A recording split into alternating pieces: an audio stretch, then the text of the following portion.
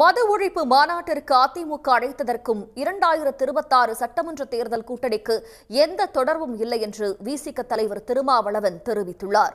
விழுப்புரத்தில் செய்தியாளர்கள் மத்தியில் பேசிய அவர், மாநில சுயாட்சி, ஹிந்தி எதிர்ப்பு போன்றவற்றில் முன்னோடியாக இருக்கும் தமிழ்நாடு மது விலக்கிலும் முன்னோடியாக இருக்க வேண்டும் என தெரிவித்தார்.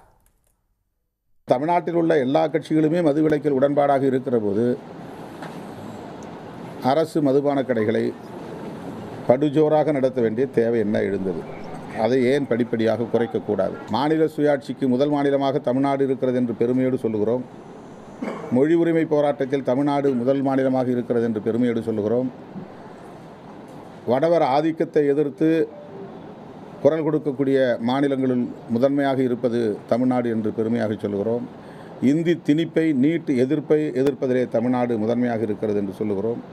இப்படி எல்லாவற்றிலும் பிற மாநிலங்களுக்கு முன்னோடியாக, வழிகாட்டியாக இருக்கக்கூடிய மாநிலம் மதுவிலக்கை நடைமுறைப்படுத்துவதிலும் பிற மாநிலங்களுக்கு முன்னோடியாக ஏன் இருக்கக்கூடாது என்ற கேள்வியை விடுதலை சிறுத்தைகள் கட்சி எழுப்புகிறது. அந்த அடிப்படையில் தான் இந்த கோரிக்கையை நாம் முன்வைக்கிறோம். இந்த மாநாட்டை நடத்துவதற்கும் 2026 நடைபெறவிருக்கிற சட்டமன்ற தேர்தலுக்கும் முடிச்சு போட தேவையில்லை.